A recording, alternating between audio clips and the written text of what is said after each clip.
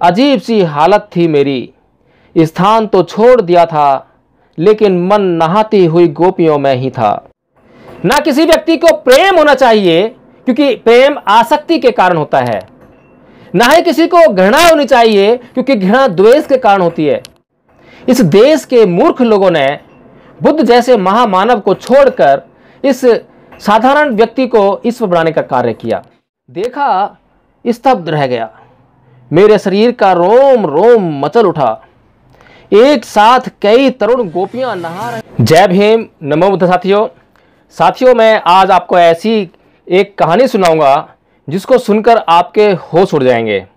जितना कुछ आपने आज तक श्री कृष्ण जी के बारे में सुना था, शायद उतना आपके लिए काफ़ी ना रहे। आज जो मैं आपको कहानी सुनाने जा रहा हूँ, उसे किसी यूट्यूबर ने अपने यूट्यूब चैनल पर इस तरह से डाला जैसे वो भक्ति में लीन हो और कृष्ण जी के सारे कर्म और कुकर्म सभी के प्रति उसकी अगाध श्रद्धा है। इस अगाध श्रद्धा को मैं क्या कहूँ और आप किस तरह से इसको देखेंगे, आइए इस कहानी को पहले सुनते हैं, फिर इसका विश्लेषण करेंगे। अब इस हादसे के बारे में मैं क्या कहूँ, जिसको सोचते ही दिल में गुदगुदी हो उठती है। आप कहेंगे, महाराज गुदगुदी उठती है तो उठने दो ना, पर कहो तो।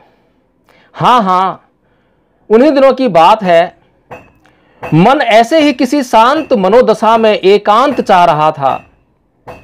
बस ऐसे ही मन का साथ देने अकेले ही टहलने निकल पड़ा। चलते चलते मैं वहीं अपने प्रिय सरोवर के किनारे पहुंच गया। सच कहता हूं कि चारों ओर कमाल के वृक्षों से घिरा यह सरोवर भीतर से जितना रमणीय था, बाहर से उतना ही हरियाली से घिरा हुआ था। शायद इसीलिए यह सरोवर मेरा ही नहीं, पूरे वृंदावन का प्रिय था। सचमुच चारों ओर वृक्षों की सघनता इसे ऐसे छिपाए हुए थी कि बाहर से किसी को उसका भान तक नहीं होता था। और यही कारण था कि यह सरोवर मुझे अधिक प्रिय था। खैर, यह तो हुई सरोवर की बात। अभी मैंने सरोवर की सुंदरता निहारना प्रारंभ ही किया था कि मेरी नज़र दूर एक बड़ी चट्टान पर पड़ी। जो कुछ देखा, स्तब्ध रह गया। मेरे शरीर का रोम रोम मचल उठा। एक साथ कई तरुण गोपियां नहा रही थीं। यह नज़ारा देख आश्चर्य मेरे मुख पर चिपक गया। मैं कुछ न बोल सका। सोचने समझने की शक्ति ही हवा हो गई। मेरे विचारों पर भी मानो ताले पड़ गए हैं। हाँ, इतना जरूर समझ में आ रहा था कि मन यह नज़ारा जी भर कर देखना चाहता है। मुझे उन्हें इस तरह निहारना इतना अच्छा लग रहा था कि क्या बताऊं।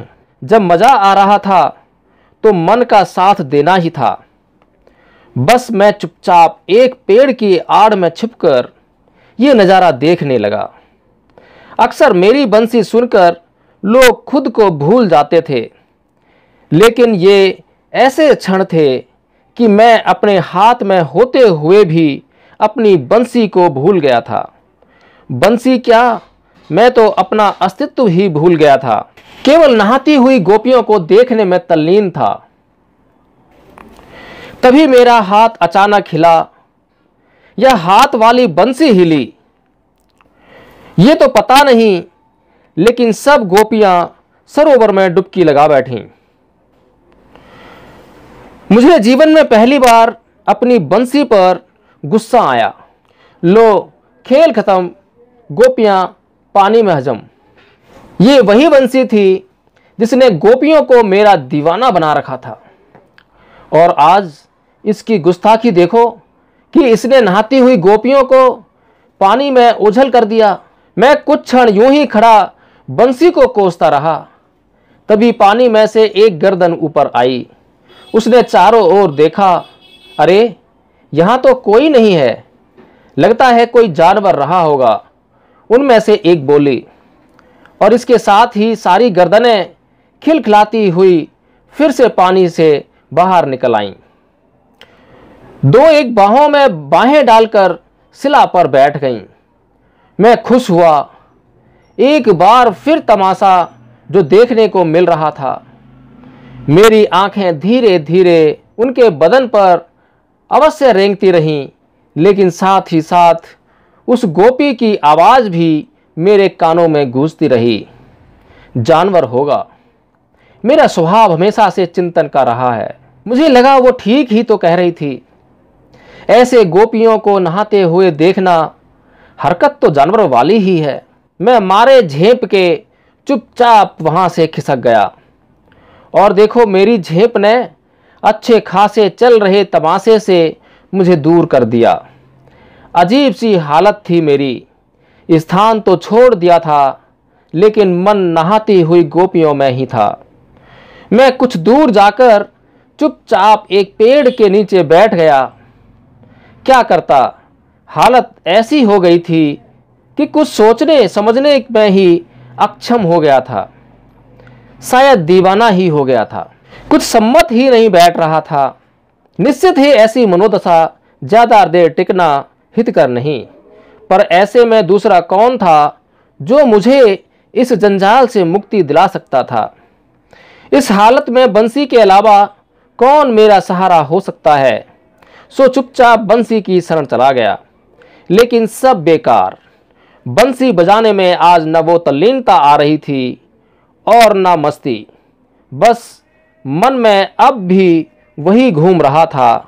जब भी आंख बंद करके ध्यान बंसी पर लगाने की कोशिश करता तो नहाती हुई गोपियां आंखों में समा जाती। सचमुच बंसी की दीवानी गोपियों ने आज बंसी को ही हरा दिया था। आखिर हार कर मैं वापस घर की ओर चल पड़ा, लेकिन बेचैनी अब भी मेरा पीछा छोड़ने को तैयार नहीं थी। मन कहीं और लगने को तैयार ही न था। अंत में जब इस बेचैनी से बचने हेतु कोई उपाय न सूझा तो मैं सोने चला गया। परंतु आज नींद भी धोखा दे रही थी। जब भी सोने की कोशिश करता, नहाती हुई गोपियां आंखों के सामने आ जाती। कहने की जरूरत नहीं कि पूरी रात करवटें बदलते बदलते ही बीती। दूसरे दिन प्रातः जल्दी उठ गया। उठ क्या गया, रात भर जागा ही था। अभी फटाफट नित्य कर्म निपटाया ही था कि पता नहीं कब मेरे कदम मुझे उस सरोवर की तरफ खींच ले गए। कोई बात नहीं, अच्छा यह था कि कल की भांति गोपिकाओं की जल क्रीड़ा चल ही रही थी, तो यही देखने तो कदम यहाँ खींच लाए थे। और सच कहूँ तो आज यह दृश्य कल से कहीं ज़्यादा आनंद दे रहा था। देना ही था, क्योंकि कल तो अनायास पहुंचा था, परंतु आज तो पूरे होश के साथ खुद ब खुद यह दृश्य देखने आया था। क्या बताऊं, लगातार यह दृश्य देख मेरा मन अपने आपे से बाहर होता जा रहा था। मन कर रहा था कि गोपियों का यह स्नान चलता रहे चलता रहे चलता रहे और मैं उन्हें इसी तरह निहारता रहूं। तभी अनायास मेरे कदम धीरे धीरे शिलाखंड की ओर बढ़ने लगे, जहां सबके वस्त्र रखे थे। मैं कभी वस्त्रों को तो कभी नहाती हुई गोपियों को देख रहा था। मेरी बुद्धि भी चकरा ही गई थी। बस मुझे पता ही नहीं लगा कि कब मैंने गोपियों के वस्त्र उठाए और बंसी कमर में खोंसी और कदम की डाल पर चढ़ गया। यहाँ से तो दृश्य और भी साफ दिखाई दे रहा था। मैं तो बुत हो गया, दृश्य निहारता ही रह गया। मन में हजारों तरंगें भी उठने लगीं और सबसे बड़ी बात ये कि अब तो सबके वस्त्र भी मेरे ही पास थे। यानी अब ये खेल कहाँ ख़त्म होने वाला था। शायद बेहोशी में ही सही, लेकिन वस्त्र उठाए भी इसी वजह से होंगे। काफ़ी देर तमाशा देखने के बाद अचानक मुझे क्या सूझी कि मैंने झट से कमर से बंसी निकाली और भैरवी छेड़ दी। उधर बंसी सुनते ही सबके होश उड़ गए। कहने की जरूरत नहीं कि बंसी की मधुरता ने मेरी उपस्थिति का एहसास करा ही दिया था। फिर भी अपनी तसल्ली के लिए उन्होंने चारों तरफ नजर दौड़ाई और जैसे ही उन्होंने मुझे पेड़ पर चढ़ा पाया, उन्हें मेरी उपस्थिति का पक्का यकीन हो गया। झट से सबने तुरंत स्वयं को जल के भीतर डुबो दिया। ये तो बंसी ने आज फिर मरवा दिया। इससे पहले कि वे कुछ और सोच पाती, उनकी नजर शिलाखंड पर पड़ी। वस्त्र शिलाखंड पर न पाकर पेड़ पर लटके देख सब और भी गंभीर हो गईं। इसका अर्थ यह हुआ कि मामला देखने की हद से आगे निकल गया है। गोपियों को तो समझ में ही नहीं आ रहा था कि ये क्या हो रहा है। कन्हैया पेड़ पर, वस्त्र उसके पास और हम पानी में, करें तो क्या करें, ये सोचना आसान था ही कहाँ। अंत में थक कर लाचार गोपियां अपने वस्त्र वापस मांगने लगीं। श्याम, ऐसा अनर्थ मत करो, किसी ने कहा। तुरंत दूसरी बोली, तुमसे ऐसी आशा नहीं थी कन्हैया, हमारे वस्त्र लौटा दो। उनका इस तरह लाचारी से वस्त्र मांगना मुझे बहुत अच्छा लग रहा था। अच्छा क्या लग रहा था, मुझे पागल किए जा रहा था।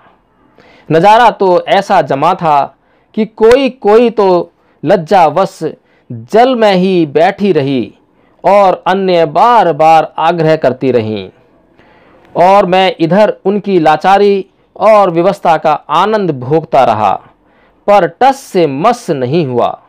आखिर थक कर सब निरुपाय हो गईं, एकदम असहाय सी दिखीं। वे अब तक यह तो समझ ही चुकी थीं कि कन्हैया आसानी से वस्त्र लौटाने वाला नहीं है। मैं अत्यंत खुश था। खुशी का ही तो कारण था। गोकुल हो या वृंदावन, गोपियां कृष्ण के सामने हमेशा असहाय ही रही हैं और रहेंगी। उन्होंने मुझसे बचने के कोई कम प्रयास थोड़े ही ना किए थे। माँ से भी शिकायतें की, मुझे बहलाने की भी कोशिश की, लेकिन सब बेकार। ये भोली गोपियां नहीं जानती कि कृष्ण की शैतानी से केवल एक ही आदमी बचा सकता है, और वो है खुद कृष्ण। तभी अचानक मुझे ये सोच हंसी आ गई कि गोपियां भी सोच रही होंगी कि कन्हैया ने बड़ी प्रगति कर ली, माखन चुराने से वस्त्र चुराने पर आ गया। ठीक ही तो है, इतने कम समय में उम्र की इतनी लंबी छलांग लगाना कोई आसान थोड़े ही है। खैर, इधर अंत में जब समझाने बुझाने के सारे प्रयास असफल हो गए, तो परिस्थिति की गंभीरता भांपकर एक महिला थोड़ी और ऊपर उठी। उसके साथ ही उसका कटी तक का भाग जल से ऊपर निकल आया। उसने बड़ी कातर दृष्टि से मुझे देखा और फिर लगातार देखती रही। सचमुच उसकी आंखों में जादू था। उसने आंखों में आंखें डालते हुए बड़े प्यार से आंखें मटकाते हुए कहा कि तुम वस्त्र नहीं लौटाओगे मेरे कन्हैया। और उसके मेरे कन्हैया में रस की सागरी ढुलक गई थी। मैं तो उसकी मिठास से पूरा का पूरा भीग गया था। फिर तो बार बार मेरे कन्हैया दोहराती रही, और बार बार मेरी नसों में संगीत की मधुर धुन बजती रही। और पता नहीं कब मेरे हाथ से कुछ वस्त्र छूट गए। कमाल तो ये कि उसमें उसके वस्त्र भी शामिल थे। उससे बड़ा कमाल ये कि वो खुद बड़ी कमाल थी। वो अपने वस्त्र उठाने झुकी नहीं, बल्कि और कातर दृष्टि से मुझे देखने लगी। मेरे मुंह से अनायास ही निकल पड़ा, मैंने तुम्हारे वस्त्र फेंक दिए हैं। फिर भी वो बड़ी इतराई नज़रों से मुझे देखे जा रही थी। भला क्यों, मेरी समझ में नहीं आ रहा था। खैर, कुछ देर बाद वो धीरे से फिर इतराते हुए बोली, किंतु मैं इसे पहनूंगी नहीं मेरे कन्हैया। क्या कहूँ, उसका मेरे कन्हैया कहना मुझे अंदर तक हिला कर रख देता था। मैं पूरी तरह मोहित हो उठा था। फिर भी होश संभालते हुए मैंने पूछ ही लिया, क्यों? अन्य सहेलियां नग्न रहें और मैं वस्त्र पहन लूं, ये कैसे हो सकता है मेरे कन्हैया? अब के फिर वो इठलाते हुए बोली, सच कहूँ तो उसका इतराना, उसका देखना और खासकर उसके मेरे कन्हैया कहना मुझे उसके वश में करता जा रहा था। उधर कुछ देर की खामोशी के बाद वो फिर बोली, मेरे प्यारे कन्हैया, सबके वस्त्र फेंक दो ना। इतना सुनते ही पता नहीं कब सबके वस्त्र मेरे हाथ से छूट गए। निश्चित ही अब मैं पूरी तरह उसके वश में आ चुका था। जानते हैं वो कौन थी? उस औरत का नाम राधा था। मैं इस मुलाकात से बड़ा प्रसन्न था। मेरी उदासी, मेरा एकांत सब छू हो गया। लौटते वक्त तो मैं नृत्य करते हुए घर जा रहा था। लग तो ऐसा रहा था मानो पाँव में पहिए लग गए हों। इधर दिन भर तो ठीक, बड़ी थिरकन रही, लेकिन रात को हालत खराब हो गई। जैसे ही करवट बदलता, राधा का कन्हैया कहना कानों में गूंजने लगता। सोने का प्रयत्न करता तो राधा का नटखटपन आंखों के सामने आ जाता। कल नहाती हुई गोपियों ने नहीं सोने दिया था, शायद आज राधा की बारी थी। किसी का तो कुछ नहीं जा रहा था, नींद मेरी हराम हो रही थी। आखिर जब काफ़ी प्रयत्न के बाद भी नींद नहीं आई तो सोचा कि जब जागना ही है तो कम से कम घटना का विश्लेषण कर लिया जाए। देखते ही देखते मैं घटना के विश्लेषण में खो गया। सवाल कई थे, जवाब खोजने थे। मैं बालक था, फिर भी गोपियां मुझसे इतना शर्मा क्यों रही थीं? मुझे ये सब कुछ अच्छा क्यों लग रहा था? ऐसा क्या था उन नहाती हुई गोपियों में कि मैं अब तक उसी दृश्य में खोया हुआ हूँ? राधा की आंखों का जादू क्यों अब भी मेरे सिर चढ़कर बोल रहा है? काफ़ी सोच विचार के बाद इन सारे सवालों का एक ही जवाब सामने आया। मुझे समझते देर न लगी कि यही स्त्री पुरुष का आकर्षण है, लेकिन इतना शक्तिशाली, इतना अद्भुत, ऐसा कि मस्ती भी दे और नींद भी उड़ा दे। शायद प्रथम दिन के हिसाब से काफ़ी कुछ सही तारण पर पहुंच गया था, और जब कुछ निष्कर्ष निकल आया तो नींद भी, सोचा छुटकारा मिला, लेकिन नहीं। मुख्य समस्या अब भी यथावत थी। जरा आंख लगती कि राधा का चेहरा सामने नाचने लगता। ये तो मजा न होकर अच्छी खासी सजा हो गई। क्या करूं? कोई उपाय न बचा। पूरी रात करवट बदलते बदलते यूं ही काटनी पड़ी। चलो, रात तो कट गई, पर राधा मेरे मानस से अब भी नहीं गई। वैसे तो राधा वृंदावन में ही रहती थी, लेकिन अब तक मेरी उससे कोई खास मुलाकात नहीं थी। मैंने कभी उसे घर पर आते जाते भी नहीं देखा था। यूं ही कभी आते जाते रास्ते में टकरा जाते थे बस। लेकिन उस हादसे के बाद वो अक्सर किसी न किसी बहाने घर पर आने जाने लगी थी। मुझे भी उसका बार बार आना जाना अच्छा ही लग रहा था। अच्छा क्या लग रहा था, सच कहूँ तो मैं अब उसके आने का इंतजार ही करता रहता था। हालांकि राधा एक शादीशुदा औरत थी, स्वाभाविक तौर पर उसकी उम्र भी मुझसे कहीं ज़्यादा थी। दरअसल अपने पति कर्मा के त्रास के कारण वह अपनी माँ के साथ रह रही थी, लेकिन चैन उसे यहाँ भी नहीं था, क्योंकि उसकी माँ कीर्ति कुमारी भी बड़े क्रोधी स्वभाव की ही थी। बस दिन भर जमाने भर का गुस्सा उस पर निकालती रहती थी। और हाँ, याद आया, एक बार नंद यशोदा के साथ उसके यहाँ रंगों का त्यौहार खेलने अवश्य गया था। मुझे अच्छे से याद आ गया कि उस दिन उसने मुझे गोद में बिठाकर ही रंग दिया था, और उस समय भी मुझे उसका यह रंगना अच्छा ही लगा था। खैर, अब एक तो माँ क्रोधी स्वभाव की, ऊपर से पति से अनबन, शायद यही कारण था कि धीरे धीरे राधा मेरी तरफ आकर्षित होती जा रही थी। दूसरी तरफ मुलाकात दर मुलाकात मुझे भी उससे सहानुभूति होती जा रही थी। इस समय मेरी उम्र 13 वर्ष थी और राधा की करीब 23, लेकिन उम्र का ये फासला शारीरिक ज़्यादा था, मानसिक बिल्कुल नहीं, क्योंकि मेरा मानस तो 23 वर्ष पुराना ही था। आपको याद ही होगा, जब नारद ने देवकी का 8वां पुत्र कहा था तब ही मेरा मानस पैदा हो गया था। सिर्फ शरीर प्राप्त करने हेतु 10 वर्ष इंतजार किया था। वहीं राधा की बात करूं तो वह अन्य गोपियों के मुकाबले कहीं ज़्यादा समझदार नजर आती थी।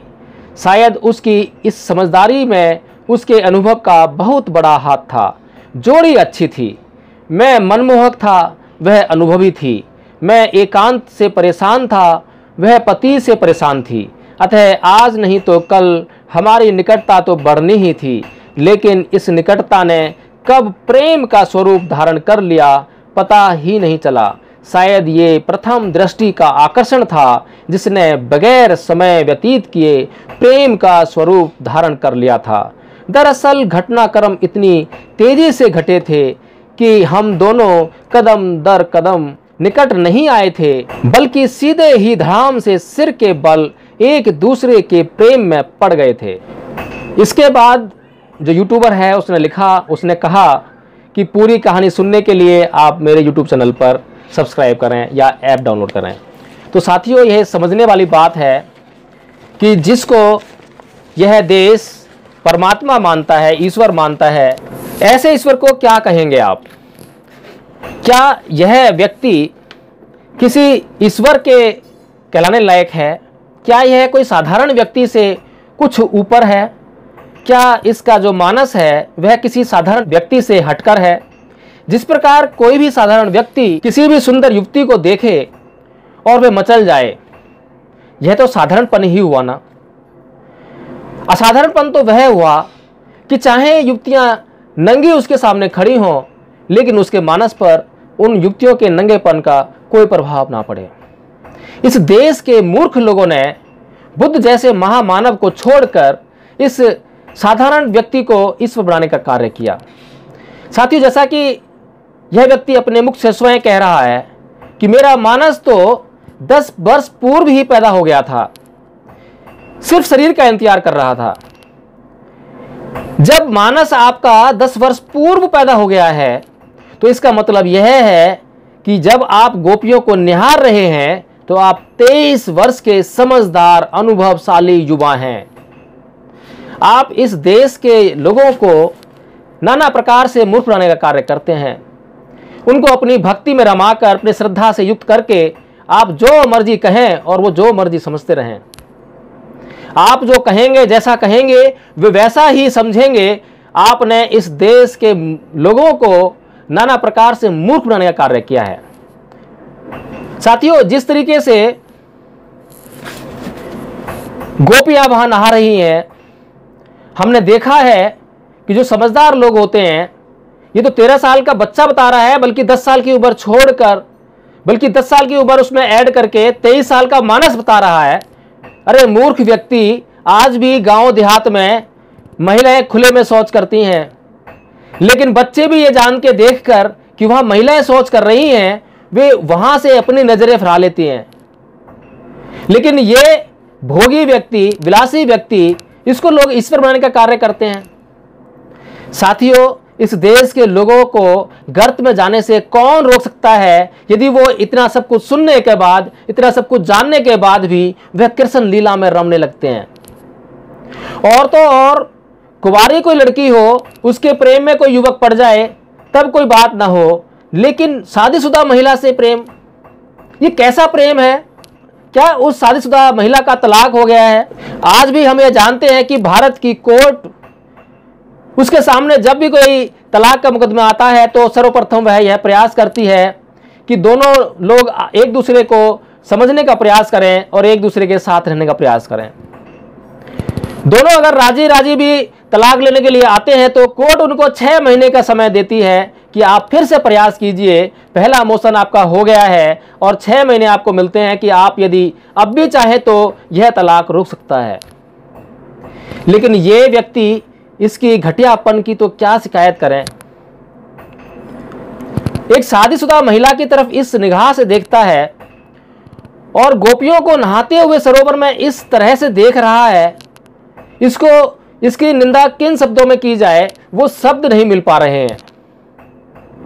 आप जरा सोचिए कि उन नहाती हुई गोपियों में इस दुष्ट व्यक्ति की बहन होती इसकी मां होती, आखिर वो भी तो महिला ही हैं, वो भी तो कभी सरोवर का इस्तेमाल नहाने के लिए करती ही होंगी। इसकी बहन नहीं रही होगी, इसकी मां नहीं रही होगी। क्या मां और बहन के रूप में अन्य महिलाएं समाज में नहीं है? यह एक गुंडा टाइप का व्यक्ति है। इसको ईश्वर कहना कहां तक उचित है? और मैं यह बात खुले शब्दों में कह रहा हूं कि यह ईश्वर नहीं है, गुंडा मवाली है। अगर आज के संदर्भ में बात करूं और इस तरह की कोई हरकत कर दे तो आज उस पर धारा 354 के तहत पुलिस मुकदमा फाइल करेगी और कोर्ट उसको सजा देने का कार्य करेगी। लेकिन हमारे देश के लोग समझ नहीं पाते हैं। हमारे देश के लोग बुद्ध जैसे महामानव को नकारने का काम करते हैं और उनको नकारने के लिए नाना प्रकार के बहाने खोजते हैं। जबकि बुद्ध ने कहा कि प्रेम और घृणा दोनों ही अति के भाव हैं। ना किसी व्यक्ति को प्रेम होना चाहिए क्योंकि प्रेम आसक्ति के कारण होता है, ना ही किसी को घृणा होनी चाहिए क्योंकि घृणा द्वेष के कारण होती है। यदि कोई व्यक्ति प्रेम से युक्त है या घृणा से युक्त है तो वह सम्यक नहीं है, तो वह संभाव नहीं है। उस व्यक्ति को यह चाहिए कि वह जल्दी से जल्दी यदि अपने आप को मुक्त करना चाहता है, यदि अपने आप को कष्टों में ना पड़ने देना चाहता हो, तो तुरंत वो प्रेम की स्थिति से बाहर आए, वो तुरंत उस घृणा की स्थिति से बाहर आए।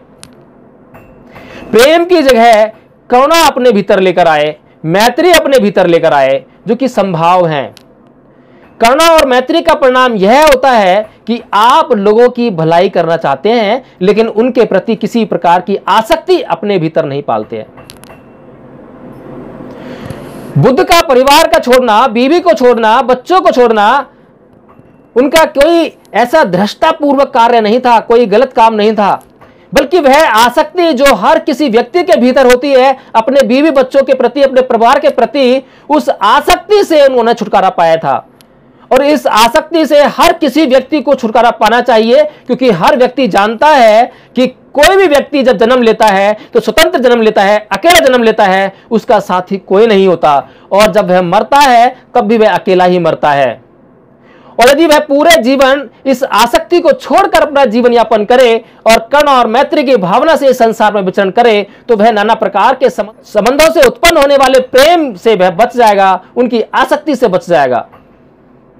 यदि कोई व्यक्ति इस तरह की आसक्तियों से अपने आप को बचा लेता है तो अपनों के वियोग का जो दुख उसे सताने वाला है उससे उसे मुक्ति मिल जाती है।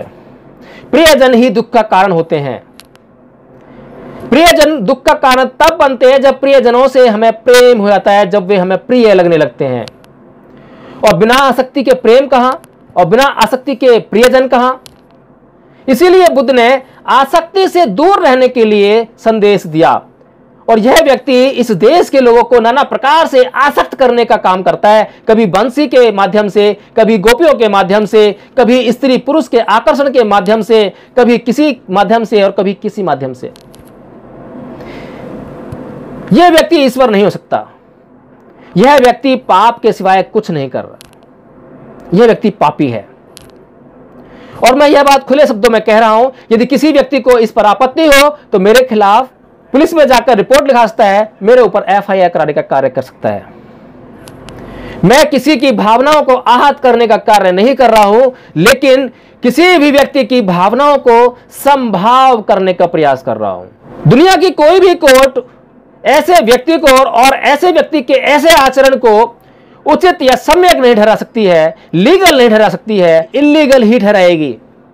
और यदि किसी व्यक्ति का कोई इल्लीगल एक्ट है तो उसकी भर्त्सना करना और उसकी भर्त्सना करने की आजादी हमें हमारा संविधान देता है, इस देश के कानून देते हैं।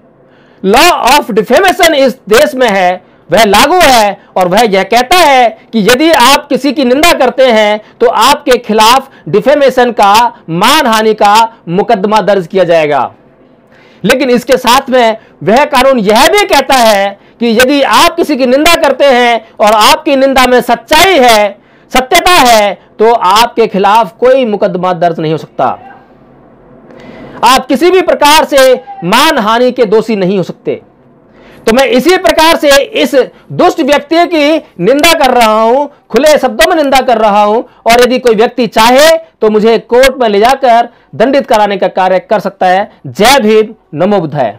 अपना चैनल, आपका चैनल, समाज का चैनल, देश का चैनल एनबी न्यूज 24/7 को आप लाइक करें, सब्सक्राइब करें और ज्यादा से ज्यादा इसकी वीडियो को शेयर करें, ताकि हर खबर को मैं आप तक आसानी से